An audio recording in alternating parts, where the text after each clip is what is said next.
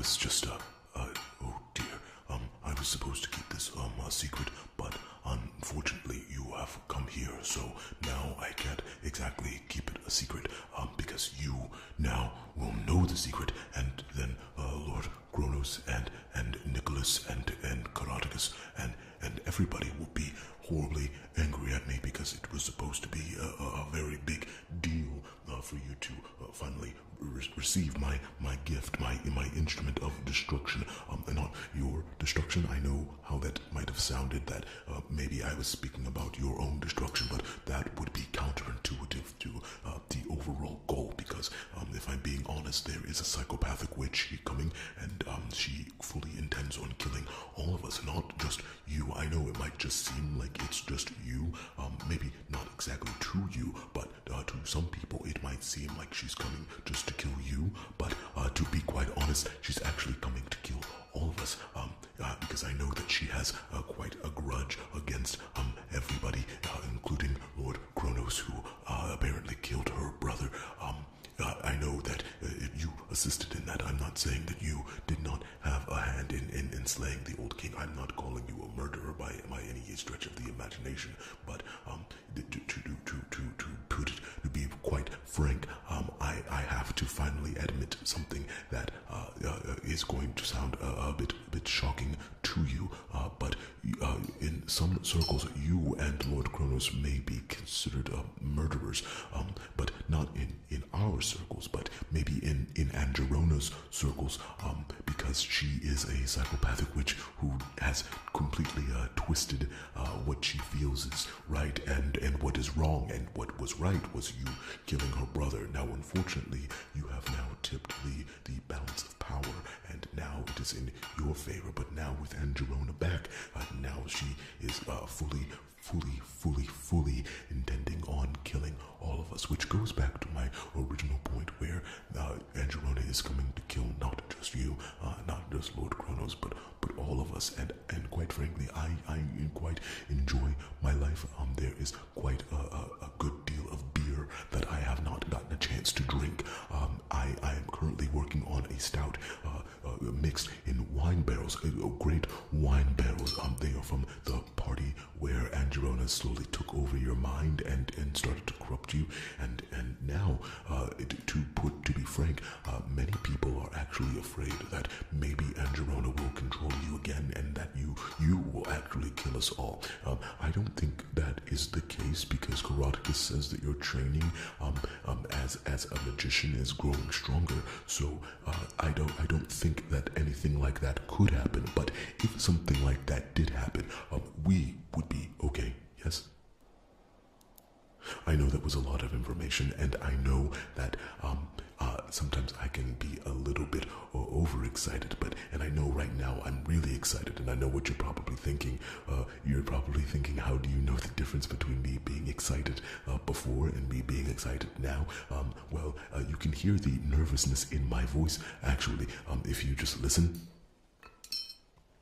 I know it's quite hard for you to listen because I wasn't actually saying anything, but maybe right now you can actually hear me being a little bit nervous. I just took a gulp. That never happens ever.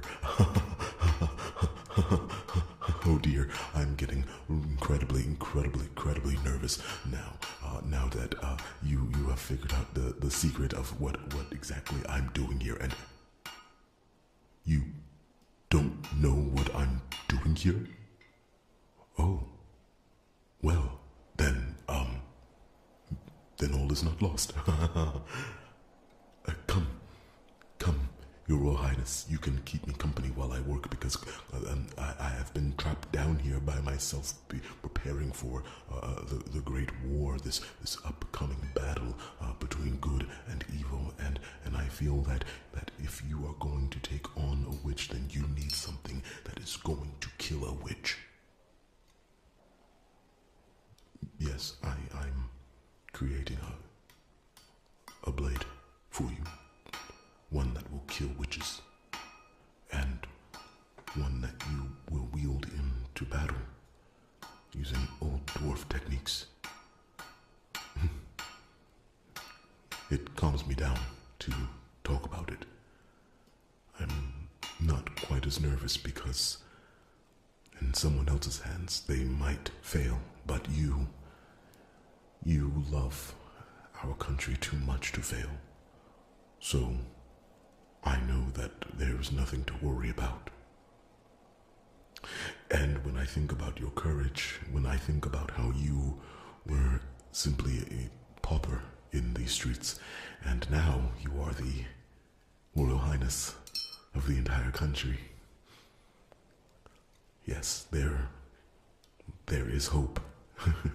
lots of hope. Hope that maybe many people did not have before.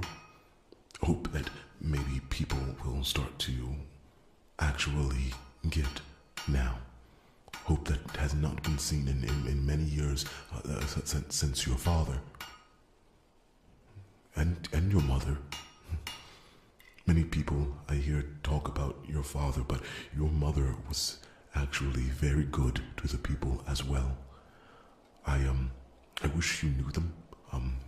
I only got to meet them once when they visited the Dwarven Kingdom. I was not actually allowed to speak to them.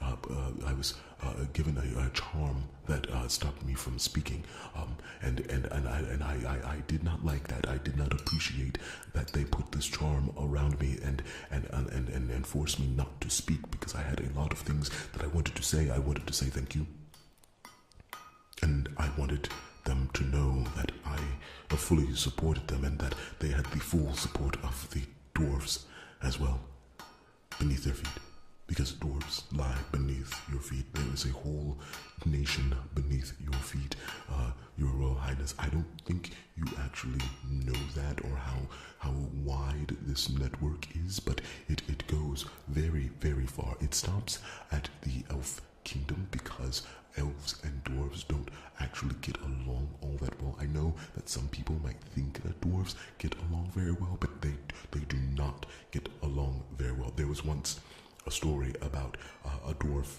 and an elf that started a relationship, but that is just not true because that would never happen. We have been mortal enemies for quite some time, and the only reason why we don't fight anymore is because of your ancestors. They actually stopped us from fighting in order to have a level playing field with the elves, and even though we wanted to assist the humans, they would not let us because we were not humans. So they just decided to exclude us from the war, and many people wonder why the dwarves did not fight back, but I will have you know that the dwarves did fight back in a few skirmishes, but never fear that there is no lasting resentment between dwarves and man. It's just that now dwarves do not get involved in the affairs of man, and it has been that way for quite some time, and while I wish that things would be different, I hope that my presence might actually change things, but unfortunately for you, my presence can't change things that much because I am here and I don't go back to the dwarf kingdom because, as you remember, I was actually kicked out and you graciously took me in, and that's great and everything, but eventually I would like to go back to the dwarf kingdom and try to broker some sort of peace treaty, much like Adamar. I don't actually like Adamar too much. He sometimes reads my mind, and that is an excuse for me not to speak, and I don't think that is fair at all, because I cannot read minds, and if I could read minds, I would actually allow somebody to speak, because it would be like double the pleasure, double the fun, because I would read their minds, and then they would actually say it to me, and then we can have a more deeper and more effective conversation. I just think that his mind reading powers are being used quite stupidly, and I don't exactly understand the attraction between him and the rest of the humans of your kingdom, because whenever he comes in, they swoon at him, and I don't understand why they swoon quite so vigorously with him and not with me, because quite frankly I think that I am quite the catch, as some humans would say. I don't say that, but I've heard humans say that, not about me, but I just know that they have said that before. And what? Oh yes, the weapon. Yes, I should focus on the weapon, because if you remember, the weapon seemed to be calming.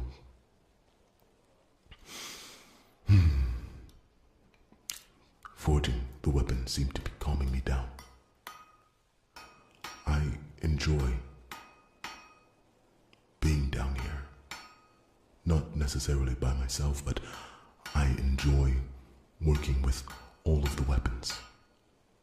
I enjoy knowing that they are going to protect people. And I have been hard at work. I don't sleep very much. I don't need to sleep very much. I think that I don't need to sleep all that much. Most dwarves, when they are working in the forges, they do not sleep, which makes us quite formidable, because we can go a lot longer than most beings. We can actually stay awake a lot longer and fight a lot harder. Actually, the more tired we are, the more strength we have, because as you know, as you work with metal, or maybe you don't know. Do you know this? If you work with metal for a long time, it takes a lot more strength. So the fact that we get more strength as we work actually works to our advantage, and it's why dwarven steel is always the best. And what you are getting is actually, to be quite honest, it is dwarven steel. But Lord Chronos and Chronicles, they both told me that in order to actually have a great tool, that I needed to make sure that I not only fused dwarven steel, but used a little bit of elven steel. And the elven steel, it's not easy to come by. I actually had to use your father's old sword. Oh, yes, I had to use your father's old sword. It was locked away. Down here, I was able to break in after Chronicles took some of the enchantments off the door. It would appear that the boy king took the blade and tucked it away down here, because I guess he did not feel worthy of it, or it reminded him of your father, or it might have been the fact that it could not be destroyed, because dwarven steel and elvish steel both are hard to break. So your blade will be just as hard to break, because it is made of the best of both metals, even though I feel that if it doesn't break, the dwarven steel is the thing that is going to protect you the most. Yes, here it is. It's beautiful, isn't it? I had to look at it for quite some time. It's not finished yet. It still needs to be blessed, and the enchantments need to be put in it. But in time, it will be a fine blade for you, and you will use it to protect everybody that you care about. And this time, you will not need Lord Kronos to protect you. And not that Lord Kronos is old or doesn't have to help you, because you are friends. You are more than friends. He, I think, is like a father to you, and that is a beautiful thing, that he looks at you and cherishes you as a child. I hear stories about Lord Kronos, and I know that he lost his own children to the Boy King, and I know that he lost his wife to the Boy King, and I think it's beautiful that he has found love again through you. And I know that you don't take that for granted. I mean, how could you take that for granted? You, you love him. And it is so clear. And together you will save us all. And, Your Highness, can I ask you a question? Would it be possible for me to join you in battle? I promise I can fight. I was not allowed to be in the military when I was in the Dwarven Kingdom. There's something about me talking too much, but my father trained me to be a great warrior. He did not just train me to be a blacksmith, even though I am a very good blacksmith and a very good brew maker, but I am a warrior. I am just like Nicholas. I can fight too, Your Majesty. And I wish to join you in this battle, because you will need all the help that you can get, because if Angerona comes, she will not attack you at first. No. Someone like Angerona does not just attack one person and end the war. No, someone like Angerona attacks your heart. She will attack everybody around you. She will try and destroy you. She will do everything in her power to do that. And she will do that by attacking those you love.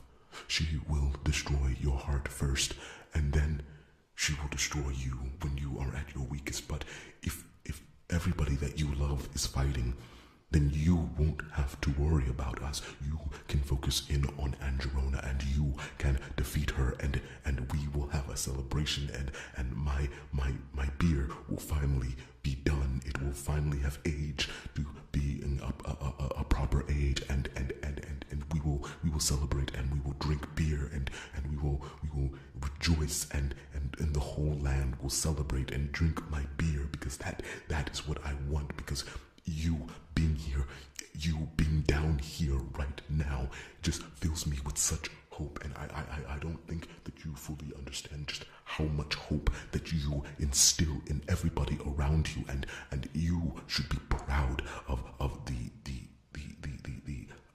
hope, all of the hope that you bring us. And I hope that you are not afraid. You don't need to be afraid, because we are fighting with you, and we willingly give up our lives so that you might bring us peace. Angerona has chosen you to be her enemy, and it's you who must do so, which is why I am making you the finest blade I have ever made. And Chronicles will bless it with his magic, and you will infuse this blade with your own magic, and with this blade, you will drive it through her heart. You will kill her, and you will make us free from this evil that is threatening our land again.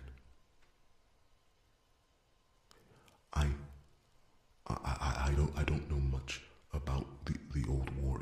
It was a very, very long time. The only one who was around during that time was Chronicles, and Chronicles has sealed fragments of his memory. He does not wish to remember everything. Apparently it was too painful for him, so he told me that he remembers very little, but he remembers that it takes a special blade in order to kill a witch. Yes. In the old days, there were many witches, and these witches, they were horrible, Your Majesty. They slaughtered thousands. And it was your ancestors and the ancestors of all the creatures of this world that pushed them back into the mountains until there were only a few left. We do not live in an age of witches anymore. We live in an age of men, and we live in the age of good men. I choose to believe that.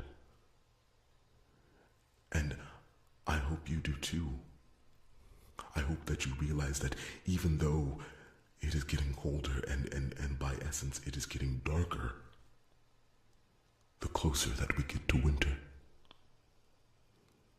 I hope you realize that you are our light.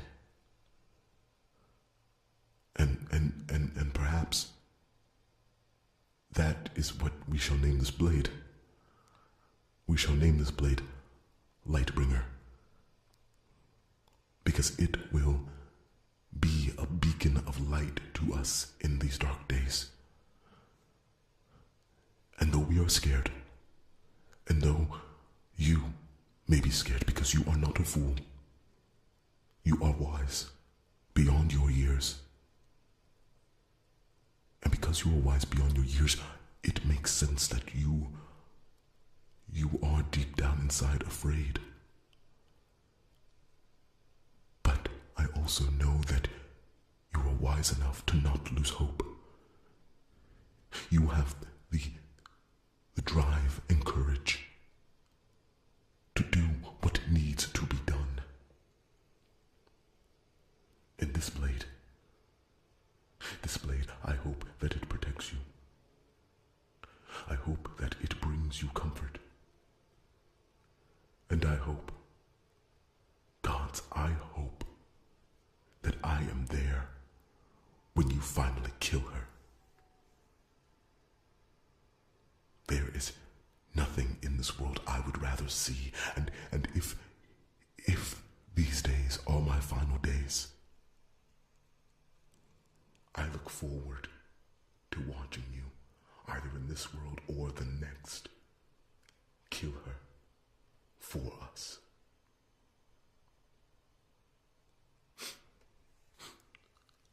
I'm sorry, Your Majesty. I don't cry very often, but when I do, it is quite embarrassing, and I hope that you forgive me for crying in your presence. I know that, you're crying too.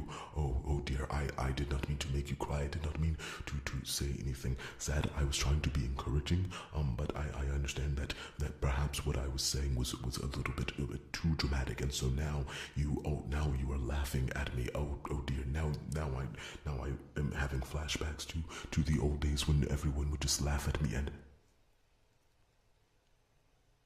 Your Majesty?